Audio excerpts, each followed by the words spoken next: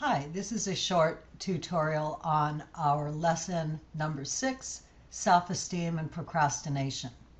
Up until this point, we've been learning techniques on how to listen to ourselves, how to express ourselves, how to talk to ourselves. And this lesson, we take what we've learned and we apply it to two specific conditions, our self-esteem and our struggles with procrastination. So first, let's look a little bit at self-esteem. There's many factors that affect your self-esteem. It's affected by your own thoughts and perceptions on how the world should look. It's affected on how others react to you. Sometimes experiences that you've had at work, school, or in the community may affect your feeling of self-worth. If you have illness, disability, or injury, that can affect your self-esteem. Sometimes there are cultural differences related to our self-esteem, perhaps our religion, and then our role and status in society. These are all factors that can affect your self-esteem.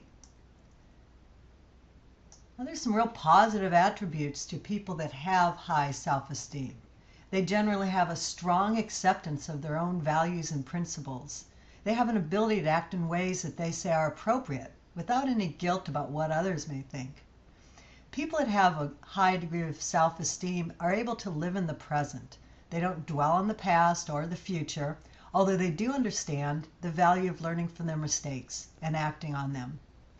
People with high self-esteem have a trust in their own ability to solve problems, and they have confidence to ask for help when others feel threatened.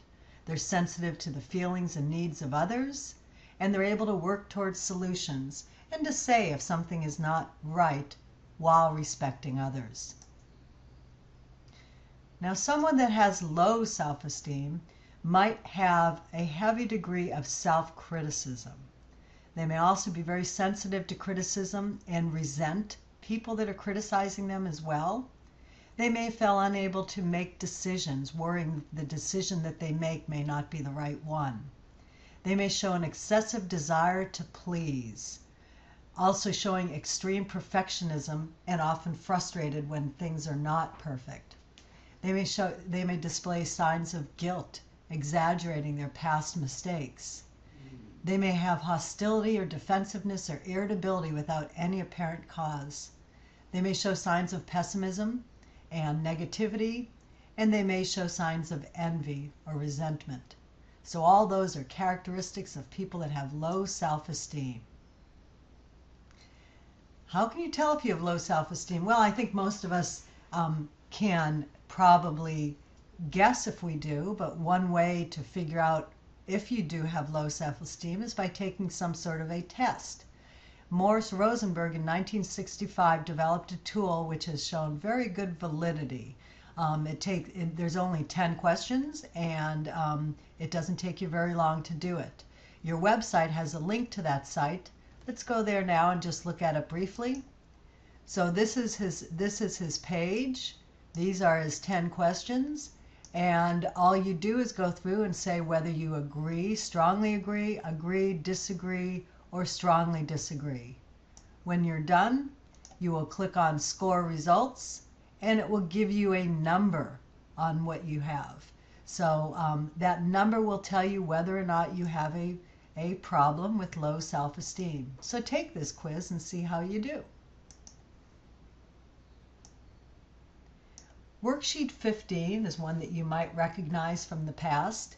This is a worksheet, and let me look at it here. Okay, so in this one we're going to be talking about the advantages and disadvantages of a self-esteem belief. Okay, so this isn't just beliefs that you have, but these are ones that are related to self-esteem, such as if you're criticized, you're not worthy. So what you do here is first define that belief that you have that might be contributing to your low self-esteem feeling. So fear of criticism or feeling that you're not worthy when you're criticized. And then just as before, we've done before, you go through and you list the advantages of believing this. And then you list the disadvantages of believing this. And then you look at your two columns and you say, well, which one of these wins?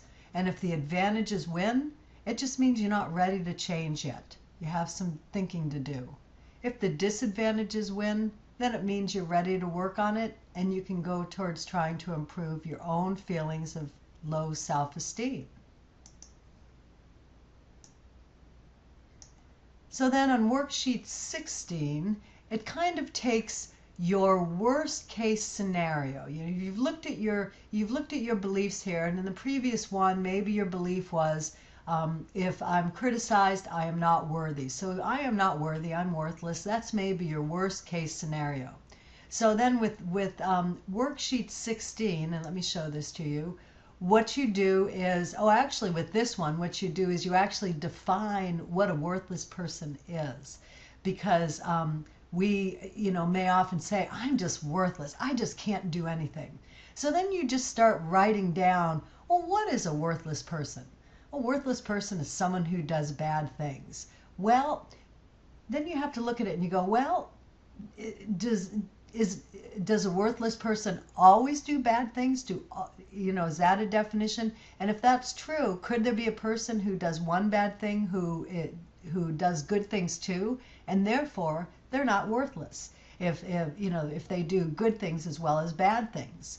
Someone who is lazy and self-centered, again, you look at that and you go, well, yeah, that could be a worthless person, but people may not always be lazy or self-centered, so they're not worthless. So what you can see is it's really hard to define who is a worthless person, even when we get down to someone who does mean and hateful things to other people.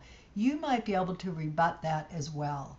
So what we're getting here is we're trying to define what a worthless person is, and then we're using some of the tools that we've used in the past few weeks to maybe create rebuttals where they're significant. And what we might probably find is there's really no good definition of a worthless person. People have positive and negative characteristics, healthy and unhealthy characteristics, and it's really hard to put someone in a box and say, yes, you are a worthless person. So at the conclusion of this worksheet, you might come to the conclusion that, well, I may have my faults, but I'm not worthless, and that's a good thing.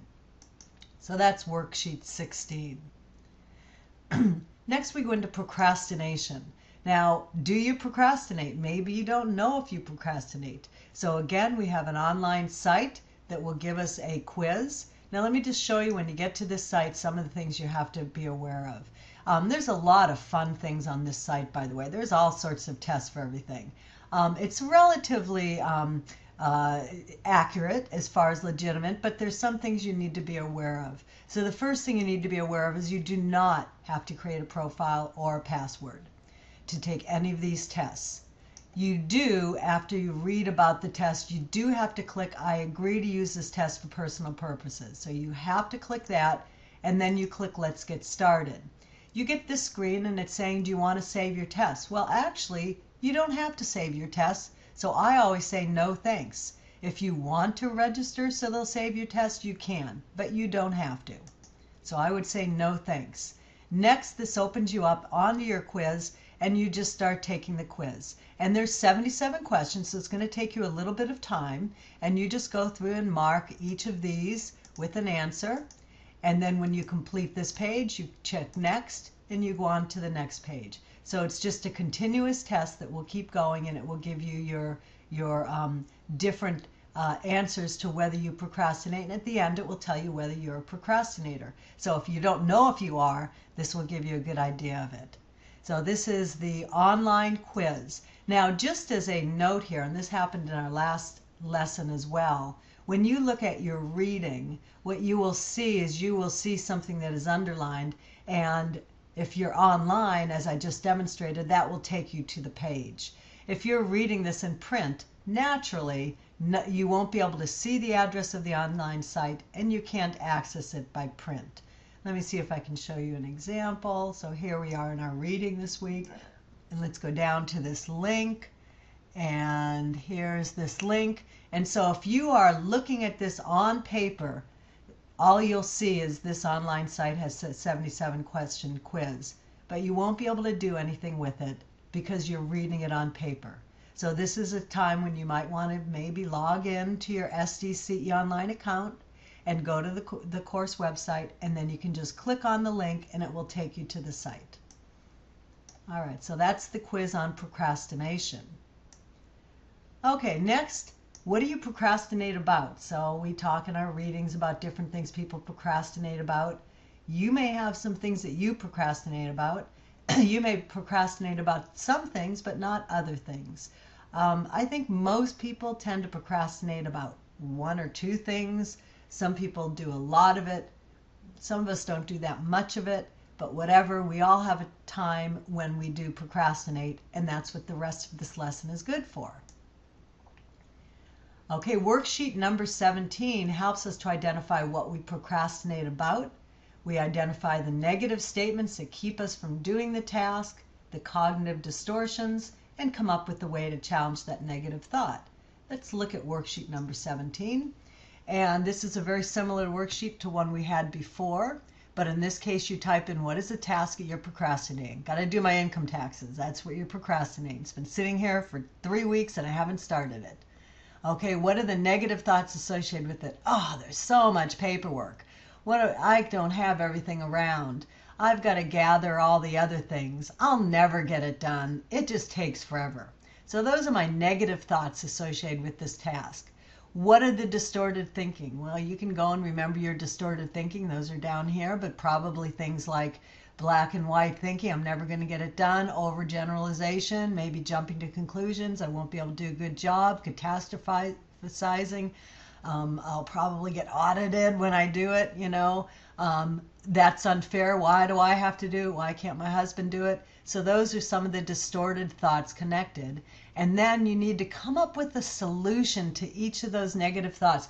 I'll never get it done. Well, I can start on it today. I can do just the first couple sections and then do the next week. You can break things up. So try to come up with some solutions to each of your negative thoughts, and that way you can break this task down and get it done. So this worksheet might help you complete your task. That's worksheet 17. All right, now we come down to one of the techniques that we just sort of touched on in this last one, and that's a good technique is to create small steps for your chore. So instead of trying to get everything done at once and just overwhelmed by everything that has to do, you might start with a list of what needs to be done.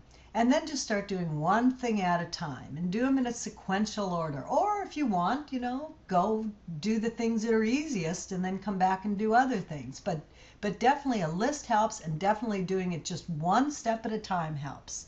You might also consider working in increments which are doable. So maybe you could say, I'm just going to work for 15 minutes right now, and then I'm going to take a break, or a half hour, an hour, whatever your limit is. Set it and then do it, and just keep working. And then when you're done, you can go off and do something you enjoy, and then come back and do more of your chore.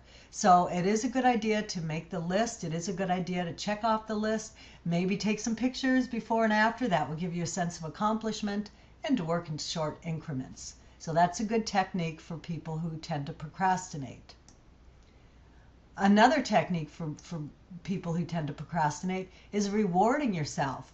Give yourself some reward when you do what you have to do. These are motivators. So worksheet 18 is one of my very favorite worksheets.